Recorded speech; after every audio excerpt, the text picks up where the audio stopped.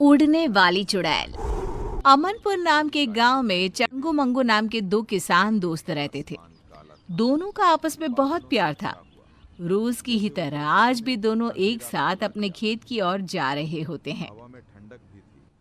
अरे यार मंगू, मौसम बड़ी तेजी से बदल रहा है।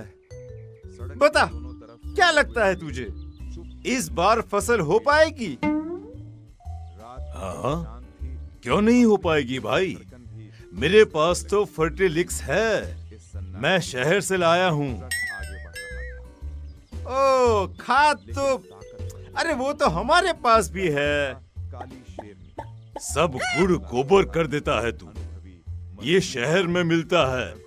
अरे तू कहाँ से पाएगा, बहुत महंगा मिलता है ये।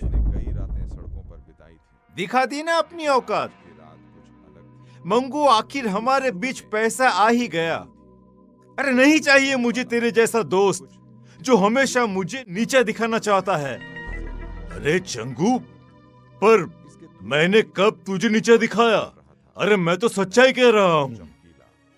गांव के बीचों बीच दोनों बुरी तरह लड़ पड़ते हैं। कुछ ही देर में बोला चाली हाथापाई में बदल जाती है। गांव के कुछ लोग आकर उन्हें छुड़वाते हैं और अपने अपने काम पर जाने को कहते हैं। शाम को मंगू तो अपने घर लौट आता है, पर चंगू नहीं आता। अभी तक ये घर नहीं आए। इतनी देर तो ये कभी नहीं करते। भगवान ना करे इन्हें कुछ हो तो नहीं गया ना।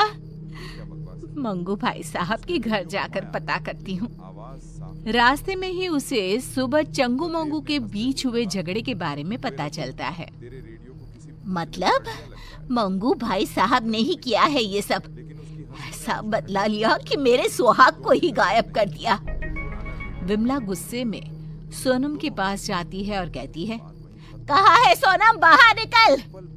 बता मेरे चंगू जी कहाँ है? क्या किया है आप लोगों ने उनके साथ?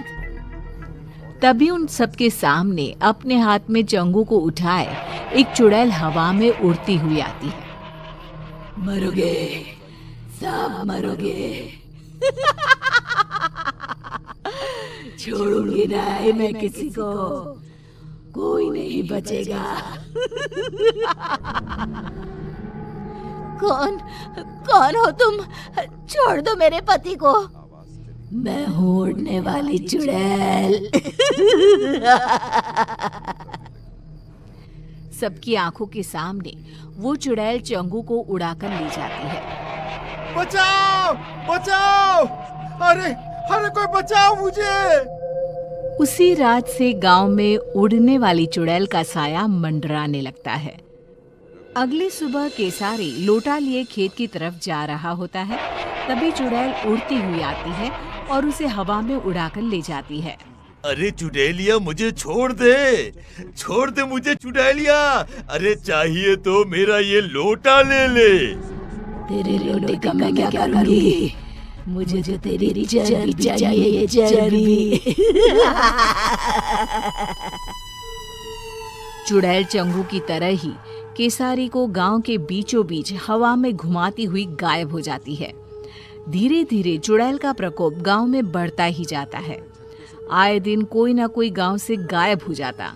धीरे धीरे कर लोग घर से निकलना भी बंद करने लगते हैं। फिर एक दिन, ऐसा कब तक चलेगा? अरे कब तक हम लोग घर पे बैठे रहेंगे?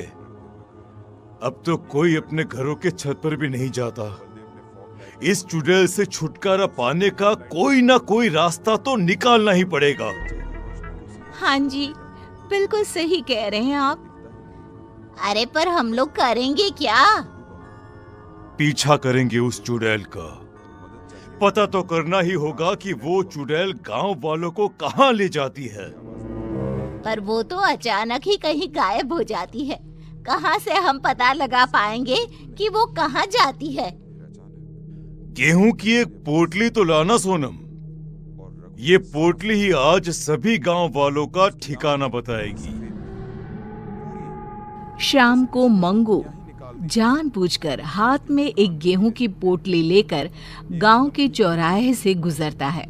उसे देखते ही चुड़ैल उसे उठा ले जाती है। फंसी गया, चुड़ैल के जाल में फंस गया। फंसी तो तू है चुड़ैल, मंगू के जाल में। हमेशा की तरह चुड़ैल गांव के बीचों बीच उड़कर मंगू को लेकर गायब हो जाती है। चुड़ैल के अदृश्य होते ही मंगू अपनी पोटली से गेहूं के दाने नीचे डालना शुरू कर देता है। दानों का पीछा करते हुए सभी गांव वाले एक अलग ही दुनिया में पहुंच जाते हैं। एक ऐसी दुनिया जहां हर तरफ इंसान की शक्ल की सब्जियां थी। तो कौन नया गांव मालूम पड़ता है। अरे भैया वो देखिए हमारे चंगू जी पेड़ पर आधे टमाटर बनकर लटक रहे हैं।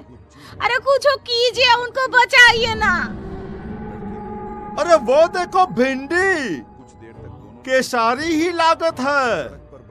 मतलब उड़ने वाली चुड़ैल सभी को सब्जी में बदल देती है। मतलब ये सभी सब्जियां इंसान ही हैं। इन लोगों को हम बचाए तो बचाए कैसे? तभी पेड़ पर लगा एक टमाटर कहता है, इस गांव को श्राप है कि अगर किसी ने एक भी सब्जी तोड़ी तो सभी की सभी सब्जियां इंसान में बदल जाएंगी। पर चुड़ैल के रहते कोई सब्जी को छू भी नहीं सकता। अरे वो आती ही होगी, तुम लोग भी कहीं छुप जाओ, जाओ जल्दी। ये सारी बातें मंगू सुन लेता है। वो चालाक तो था ही। वो चुड़ैल से कहता है, जो मर्जी तुम्हारी, वो सब्जी मुझे बना दो, मगर बाहर धूप में जो सब्जियां सड़कर टूट गई तो? मेरी सब्जियां टूट नहीं सकती, उन्हें ताजा रहना होगा। तो किसी को सब्जियों को पानी देने के लिए क्यों नहीं रख लेती? हाँ, ये सही रहेगा, पर ये काम करेगा कौन? हाँ, वैसे तो मुझे मटर बनना था, पर ये काम भी चलेगा। जाओ चुड़ैल, तुम आराम करो, तब तक मैं सब्जियों को पानी दे आता हूँ। मंगू बाहर जाता है और सब्जियों को पानी देने के बहाने एक सब्जी तोड़ लेता है। जैसे ही वो सब्जी तोड़ता है, जादुई नगरी खत्म हो जाती है। सभी सब्जियां इंसानों में बदल जाती है। तभी वहां भागती हुई एक खूबसूरत लड़की आती है। मैं एक श्रापित राजकुमारी थी। जब तक कोई छुपकर सब्जी नहीं तोड़ता, मैं आजाद नहीं हो सकती थी। तो मुझे बताओ, तुमने कभी किसी को सब्जी तोड़ने क्यों नहीं दी? ये श्राप था ही ऐसा। मुझे सभी को सब्जी तोड़ने से रोकना था। बाकी मुझे कुछ भी याद नहीं था। श्राप ने मेरी बुद्धि ले ली थी। पर आज जब मंगू ने हिम्मत दिखाई और सब्जी तोड़ी, तो सभी के साथ मैं भी मुक्त हो गई। मंगू की समझदारी सभी को बचा लेती है। सभी लोग वापस गांव आ जाते हैं। चंगू मंगू फिर से अच्छे दोस्त बन जाते हैं। चिल्लाया, मत आओ, यहाँ मौत है। रघु ने ब्रेक मारने ही वाला था